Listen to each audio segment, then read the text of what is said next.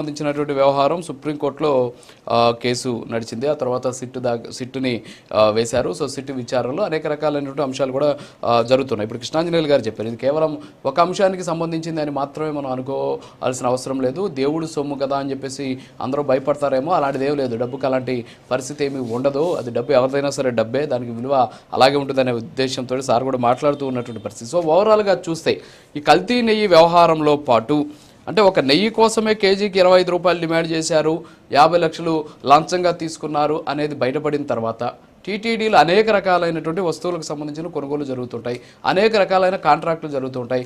ప్రతి సంవత్సరం కూడా 100 కోట్ల విలువైన కాంట్రాక్ట్ వర్క్స్ జరుగుతూ ఉంటాయి. సో వీటన్నిటి మీద కూడా ఖచ్చితంగా తీసుకొని ఉండొచ్చు అనేటటువంటి అనుమానాలు బలపడుతున్నాయి. ఏమంటారు మీరు? సార్ రాజుగారు, ముందుగా మీకు అలాగే ప్యానెల్లో ఉన్న పెద్దలందరికీ నమస్తే అండి.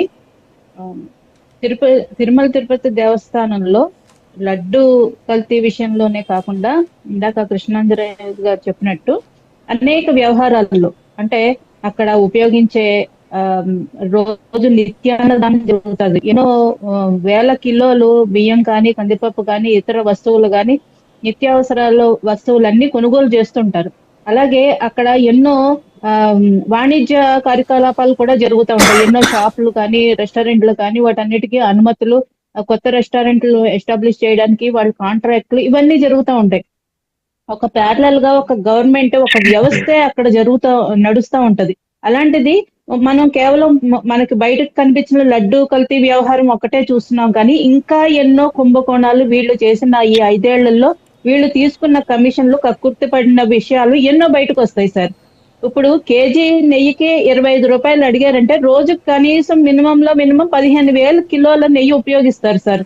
అంటే వీళ్ళు ఏ రకంగా కమిషన్లు దండుకున్నారు, ఏ రకంగా తిరుమల తిరుపతి దేవస్థానాన్ని వాళ్ళు సంపాదించుకోవడానికి, అడ్డ మార్గంలో సంపాదించుకోవడానికి ఆ దేవస్థానం యొక్క ప్రతిష్టని ఏ విధంగా దిగజార్చారన్నది చూడాలి మనం. ఇప్పుడు వీళ్ళు వాణిజ్య కార్యకలాపాలకు కూడా ఎవరైతే షాపులు కానీ, రెస్టారెంట్లు కానీ వీటి అనుమతికి ఇచ్చే దగ్గర ఏ విధంగా కమిషన్లు దండుకున్నారు అవన్నీ బయటకు వస్తాయి సార్. శ్రీవాణి విషయంలో చూసాం, కేవలం 10,500 తీసుకుని 500లకు మాత్రమే రిసీట్ ఇచ్చి 10,000 ఎటుపోయినాయో ఎటెళ్ళనియో అన్నది అది ఇప్పటి వరకు లెక్కపత్రం లేదు.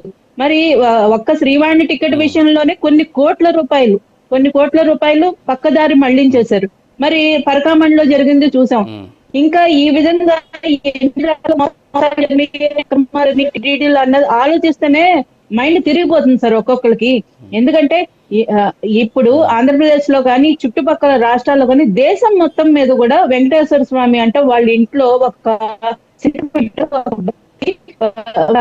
ప్రదేశం అక్కడ అంత స్వచ్ఛంగానే ఉంటుంది. నెయ్యి ఎంత స్వచ్ఛంగా ఉంటుందో, తిరుమల తిరుపతి లడ్డు ఎంత స్వచ్ఛంగా ఉంటుందో, అక్కడ జరిగే ప్రతి విషయం కూడా అంత స్వచ్ఛంగా నిజాయితీగా ఉంటుందని ఒక భక్తులకి ఒక రకమైన సెంటిమెంట్ సార్.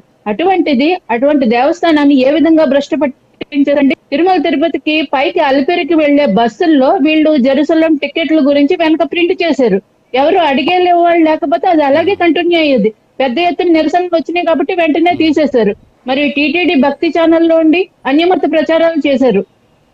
అసలు దారుణమైన విషయాలు అందులో ప్రచారం చేయడం జరిగింది. ఇమీడియట్ గా దాని మీద కూడా నిరసనలు వ్యక్తం అవుతే అది తొలగించారు. అంటే ఎవరైనా అడిగే వరకు వాళ్ళు అలాగే కొనసాగిస్తారు, అడగలేదంటే కనుక దాన్ని చూసి చూడనట్టు, అంటే మాకు తెలియకుండా జరిగిపోయింది. మరి ఇన్ని ఒక దశాబ్దాల చరిత్ర కలిగిన టీటీడీలో ఎప్పుడో కాలేదు కదండి అలాంటివి. మరి ఎందుకు జరిగినాయండి? సాక్షాత్తు దేవాలయం ప్రాకారానికి, మెయిన్ గర్భగుడికి ఎదురుగా ఉన్న ప్రాకారం మీదే మీరు అన్యమత సింబల్స్ వేసి లైటింగ్ పెట్టారండి. అడిగేవాళ్ళు అంటే ఎవరు ప్రశ్నించేవాళ్ళు లేకపోతే మీ ఇష్టారీతిని సాగిస్తారా? మీరు రాష్ట్రం మొత్తం మీ ఇష్టం వచ్చినట్టు గత 5 ఏళ్లలో అరాచకాలు చేశారు. అది సరిపోదన్నట్టు మీరు టీటీడీని కూడా వదలరా? మీకు ఒక ఆదాయ మార్గం ఆ టీటీడీ అంటే. అన్యమతస్తుల్ని ఉద్యోగంలోకి తీసుకున్నది సరిపోకుండా వాళ్ళు ఏ విధంగా భక్తుల పట్ల ప్రవర్తించేవారో చూసాం. ఇంతకు ముందు భక్తులు ఒకళ్ళు ఇద్దరు అడిగారు, లడ్డు ప్రసాదంలో బాగాలేదు, క్వాలిటీ లేదు, నెయ్యి వాసన వస్తుంది అని అడిగితే వాళ్ళని తీసుకుని వెళ్ళి విజిలెన్స్ ఆఫీసర్స్ కొట్టారు సార్. మరి టీటీడీ చరిత్రలో ఎప్పుడైనా చూసామా మనం ఇలాంటిది? భక్తుల్ని కొట్టడం ఎప్పుడైనా చూసామా? ఇప్పుడు మరి చూస్తున్నాము ఏ విధంగా అసలు లడ్డు తిన్న వాళ్ళకే తెలిసిపోతుంది సార్. ఇందులో ఈ ఏదైతే ఆర్గ్యుమెంట్స్ కానీ దర్యాప్తు సంస్థలు కానీ తేల్చాల్సింది అది చట్టాలు వాళ్ళ పని వాళ్ళు చేసుకుని వెళ్తారు. కానీ ఒక సామాన్య భక్తులకి అప్పుడు లడ్డు తిన్న వాళ్ళకి ఇప్పుడు తిన్న వాళ్ళకి చాలా క్లియర్ గా తేడా తెలుస్తుంది సార్. ఆ వాసన విషయంలో కానీ నిల్వ ఉండే విషయంలో కానీ ఇలా పట్టుకుంటే అది సాఫ్ట్ గా మంచి సువాసనతో వస్తూ ఉంటది లడ్డు. అలాంటిది గట్టిపడిపోయి 2 రోజులకు బూజు పట్టేసి, అంటే భక్తులందరూ కూడా 5 సంవత్సరాలు కంప్లైంట్ చేస్తూనే ఉన్నారు సార్. బాగాలేదు, ప్రసాదంలో క్వాలిటీ తగ్గిపోయింది, అన్న ప్రసాదంలో వెంగమాంబ అన్న ప్రసాదంలో క్వాలిటీ తగ్గిపోయింది అని. మరి మీరు ఏ విధంగా కల్తీలు కక్కుర్తి పడి ఆ దేవస్థానాన్ని పరువుని దిగజార్చారండి? ఈ రోజు పట్టుబడే వరకు మేము దొంగలం కాదు అని ప్రతి విషయంలో చెప్తూనే ఉన్నారు. లిక్కర్ విషయంలో చెప్తూనే ఉన్నారు, టీటీడీ లడ్డు ప్రసాదం విషయంలో చెప్తున్నా, ప్రతి విషయంలో కూడా పట్టుబడే వరకు మేము దొంగలం కాదు సచ్చీలరం అని చెప్తూనే ఉన్నారు సార్. ఈ రోజు ఒక్కొక్కరు దొరుకుతున్నారు. మరి అప్పన్నకి సంబంధం లేదు, ఆయన నా దగ్గర ఎప్పుడో నా దగ్గర నుంచి డ్యూటీ మానేసి వెళ్ళిపోయాడు అని బుకాయిస్తున్నారు. మీరు ప్రతిరోజు ఇట్లాంటి బుకాయింపులే. కానీ అంటే ఒక్కొక్క దర్యాప్తులో ఒక్కొక్కరు బయటకు వచ్చినా కొద్దీ మాకు సంబంధం లేదు, మా దగ్గర నుంచి వెళ్ళిపోయారు, మాకు తెలియకుండా చేశారు, ఇలా ఎంతకాలం ప్రజలను మోసం చేస్తారు? కల్తీ లిక్కర్ వ్యవహారంలో ఇప్పుడు తాడేపల్లి ప్యాలెస్ వరకు వెళ్ళిపోయింది చివరికి ఆ కేసు. మరి అప్పటి వరకు కూడా మీరు ఇంకా వాదిస్తూనే ఉన్నారు. కేసు మొదలవక ముందు సార్ మాకు సంబంధం లేదు, వీటిలో కావాలంటే మీరు ప్రూఫ్లు చూపించండి, మీరు నిరూపించండి అని పెద్ద పెద్ద మాటలు మాట్లాడారు వీళ్ళు. ఈ రోజు బయటకు వస్తుంటే మళ్ళీ ఎక్కడ కనిపించరు. ఓకే మేడం, యా సార్ మళ్ళీ వస్తాను మీ దగ్గరికి. పాదయాత్ర వెంకటేశ్వర రెడ్డి గారు. ఓకే మేడం, ఒక్క నిమిషం మళ్ళీ వస్తాం మీ దగ్గరికి.